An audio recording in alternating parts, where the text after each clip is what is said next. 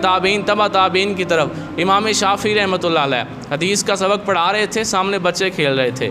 اب جس طرح دیکھیں میں بیان کر رہا ہوں، آپ سن رہے ہیں، میں اچانک اٹھ کے کھڑا ہو جاؤں اور پھر بیٹھ جاؤں، پھر کھڑا ہو جاؤں، پھر بیٹھ جاؤں، آپ حیران ہو جائیں گے کہ ہو کیا رہا ہے، یا کھڑے ہو کے تقریر کرو یا بیٹھ کے کرو، کبھی کھڑے ہو جاتے ہو کبھی بیٹھ جاتے ہو، اس کی کیا وجہ ہے؟ امام شافعی کبھی کھڑے ہو جاتے ہیں کبھی بیٹھ جاتے ہیں، پھر کھڑے ہو جاتے ہیں پھر بیٹھ جاتے ہیں۔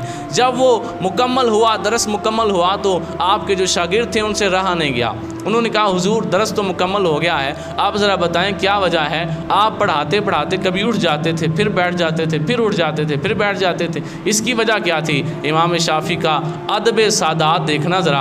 امام شافعی فرماتے ہیں وہ جو سامنے دروازہ تھا اس کے باہر گلی میں کچھ بچے کھیل رہے تھے، ان بچوں میں ایک سید زادہ تھا، جب وہ کھیلتا کھیلتا سامنے آ جاتا میں اس کے ادب میں اٹھ کے کھڑا ہو جاتا تھا، جب سید آتا تو میں اس کی ادب میں اٹھ کے کھڑا ہو جاتا۔ یہ انداز ہے امام شافعی رحمۃ اللہ علیہ کا، سادات کرام کا ادب کرنے کا، اور ہم جن سے والہانہ پیار کرتے ہیں اعلیٰ حضرت رحمۃ اللہ علیہ، آپ کا کیا انداز ہے سادات کرام کا ادب کرنے کا؟ اعلیٰ حضرت ایک دفعہ کہیں دعوت پر گئے تو انہوں نے پالکی بھیجی کہ پالکی میں بیٹھ کے آ جائیں۔ یہ ہمارے جو بزرگ ہیں انہوں نے پالکی دیکھی ہوئی ہے، 4 اس کے کونے ہوتے تھے اور مزدور اٹھاتے تھے اس کو، تو 4 کونوں والی وہ پالکی جو تھی اس میں اعلیٰ حضرت بیٹھے اور تھوڑا سا سفر کیا تو آپ نے کہا 1 منٹ رک جاؤ، پالکی سے نیچے اترے اور ان 4 جو پالکی اٹھانے والے مزدور تھے انہیں اپنے سامنے کھڑا کر کے کہا مجھے تم میں سے اللہ کے رسول علیہ السلام کی نسل کی خوشبو آ رہی ہے،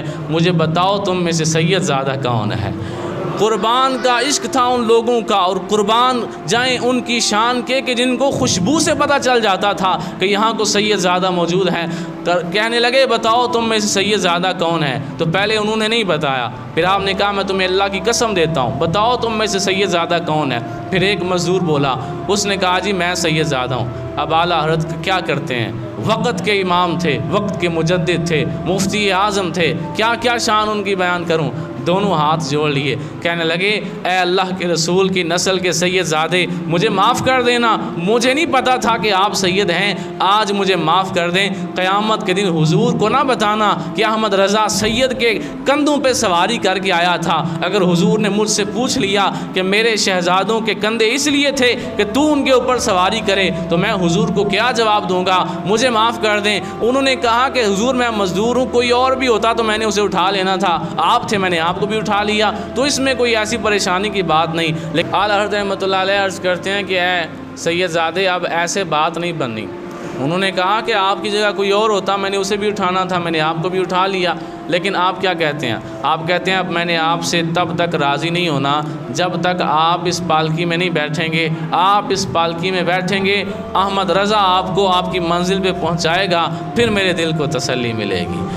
یہ اعلیٰ حضرت رحمۃ اللہ علیہ کا سادات کرام کا ادب ہے، اور یہ ہمیں شروع سے جو ہمارے اسلاف ہیں انہوں نے ہر دور کے اندر یہ ہمیں ادب سادات کر کے بتایا ہے۔ آج ہمیں بھی سادات کرام کا ادب کرنا چاہیے۔ صرف امام حسن حسین رضی اللہ تعالیٰ عنہما کی شان بیان کر کے تو جو موجودہ دور میں ہمارے پاس سادات ہیں ان کی اگر ہم عزت نہ کریں اور ہم سمجھیں حسن حسین ہمارے اوپر راضی ہیں تو وہ راضی نہیں ہوں گے جب تک ان کی نسل کا حیا نہیں کرو گے۔ اب میں نے اتنا پورا بیان